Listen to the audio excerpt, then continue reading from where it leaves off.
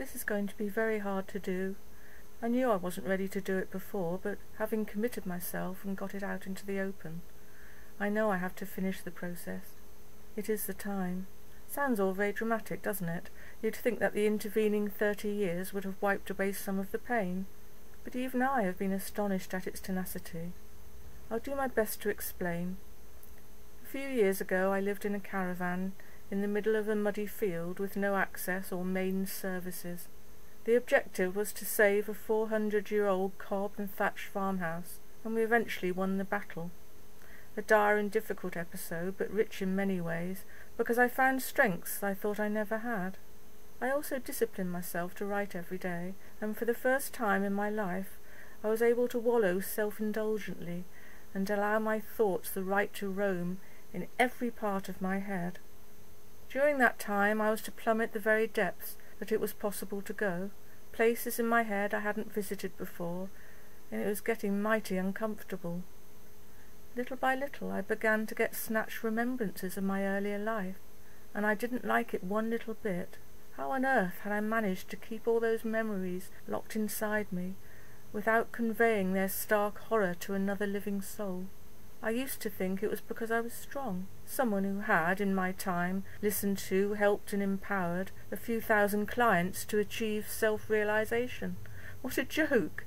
All those happily empowered people running about, and me, one of the key factors in their success, still regularly paralysed by severe migraines.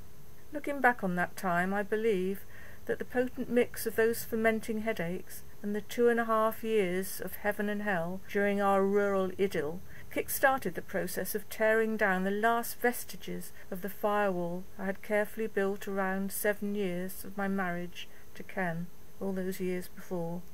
There, I've said his name.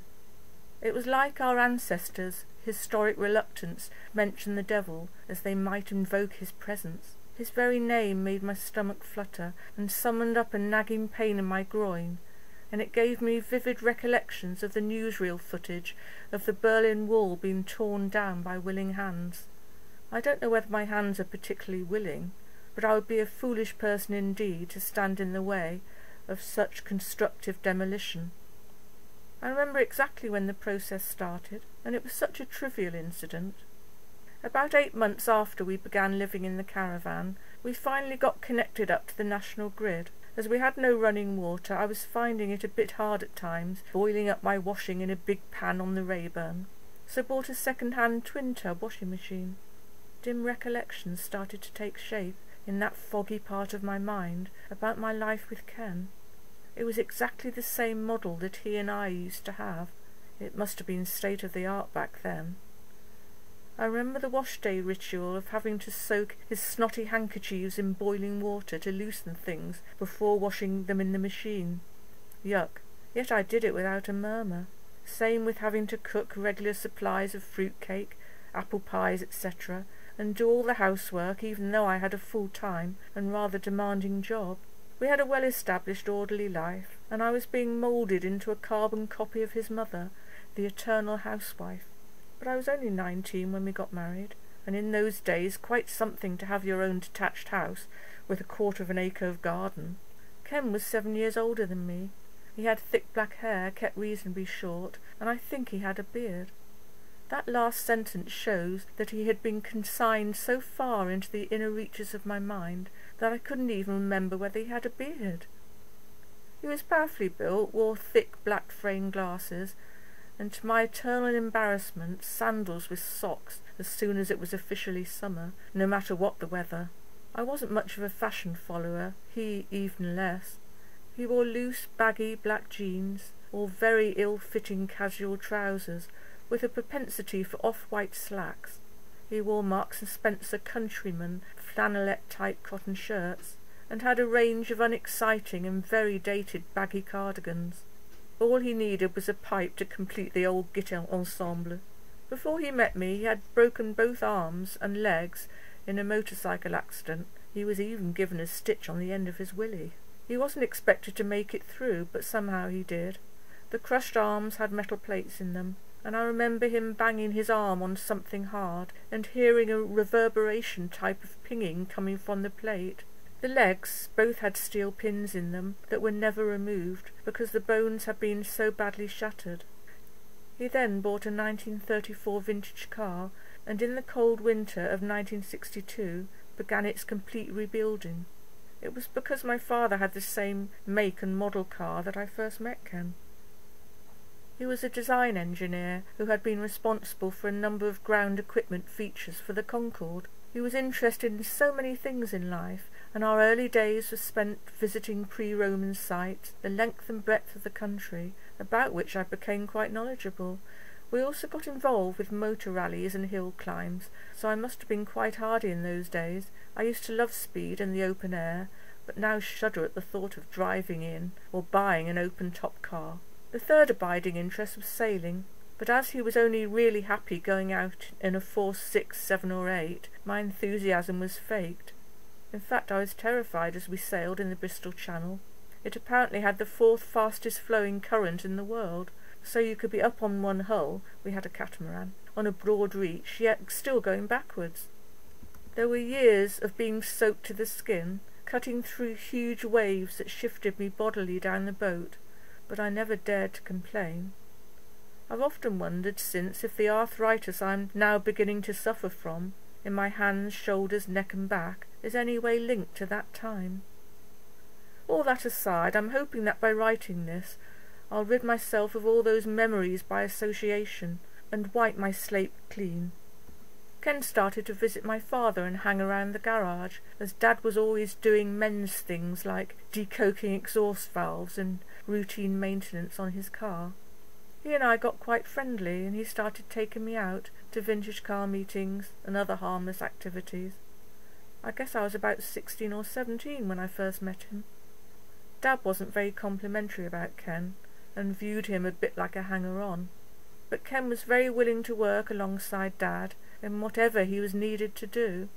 I would imagine there was a bit of hero worship going on, because my father was a test pilot at the time, and Ken was impressed by anything to do with courage. I can't fault him on that. He had guts, determination, and application. But it is a coward that takes out his frustrations on the gentle sex. Our courtship consisted of yet more outings, and going out to visit friends and family, where he, with his own brand of pepped-up narrative, would hold court. He had an excellent memory and instant recall, but I never worked out definitively whether people found his tales interesting. Often the stories were ones that I was involved in too, so I tried so many times in so many ways to make my own faltering inroads into becoming just like him, the life and soul. But he would do his best to belittle or talk over my modest efforts.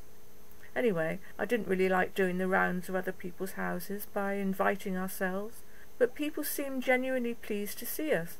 Since then I've been occasionally handicapped by a stutter at those very times when I'm put on the spot, or try and make my voice heard. And the absolute worst of all of this is that I have no recall at all of either jokes or, say, the components of a TV programme I saw last night, or the fine detail of a book I've just read. I remember the essence of it and what it felt like, but that's all. Do you think this is because I work so hard to remember things and extricate myself from being in Ken's shadow that my mind has rebelled, leaving me dangling in mid-air and appearing for all the world as though I'm a few steps away from being a moron? We eventually arranged our wedding, and I don't think my mother could quite believe it. She was polite to him, but there was a decidedly icy frisson in the air. Dad said very little one way or the other. Ken's parents, mining stock from the Merthyr Vale area, were delighted as they thought of me as their own. We had no proper sexual relations in the lead-up to the wedding, save for the odd fumblings in the back of the car. I somehow found out that I had a particularly tough hymen. Perhaps it didn't like Ken either. So 2 weeks before the wedding, I had to have a surgical procedure under a general anaesthetic to cut it. I was sore for a while, but I bathed with salt water, and the stitches eventually dissolved. It wasn't the best way to start married life, I guess. There was just a single incident that should have warned me about the behaviour to follow once we were married. We were having a little game in his garage, and I started tickling him, my hands everywhere, like you do. He looked around for something to restrain me, and saw a length of blue nylon cord. Quick as a flash, he looped this around my wrists, and thus tied my hands behind my back. It was only a lark, and we both laughed gaily. He let me go almost as quickly as he tied me up. I thought nothing more of it, but evidently he had. So the ceremony took place, and we lived what I guess was a normal sort of life, although I think he was a chauvinist long before it was fashionable.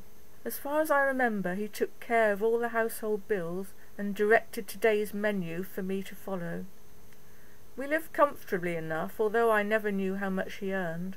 He worked hard, applying himself well to handyman type of tasks. He even made our pine bed. I used to lose myself in the garden. I was proud of my house, but even more proud of the garden. Before we married, my father had bought me an old Austin 7. Anyway, Ken would not let me have it at our house and requested me to sell it. I had a difficulty telling Dad that I'd sold the car. I think he was a bit hurt. He wasn't the only one.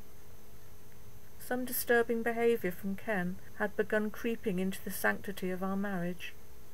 I'll try and recall the next part, but please forgive me if it's a bit jerky and doesn't hang together very well. I went to bed one night, and he followed me up shortly afterwards. He opened the cupboard door and started rummaging, pulling out whatever it was, and faced me, grinning triumphantly. I was fully awake and reading a book. He told me just to lie still because he wanted to try something. He took my book and put it on the floor, turned me on my tummy, and then proceeded to tie me up with some rope. I couldn't see at the time, but afterwards, when I rushed to the bathroom to try and be sit, I noticed the livid red pressure marks the rope had made in my soft flesh. I was disgusted. He was ebullient but apologetic. He just wanted to see what it was like. "It wasn't so bad, was it?" he said. He slept like a baby, and I remember gazing at his peaceful features and wishing that I, too, could sleep. As it was the first time, it stuck in my memory because, no, it wasn't that bad. It didn't hurt too much, and although I felt massively disempowered at the time, I still had no reason to actually fear him. I wanted to believe it was a one-off, so we could both sweep it under the carpet and get on with the day-to-day mundanity of the rest of our life. Why I couldn't sleep was that I'd become painfully aware that this was the second time, not the first, and if there was a third time, then a fourth would surely follow. The awful thing was that, try as I might, I couldn't get over the fact that it had been premeditated. He must have gone out and got the rope and stowed it into the cupboard ready to use it on me. I couldn't help feeling uneasy about this unexpected development.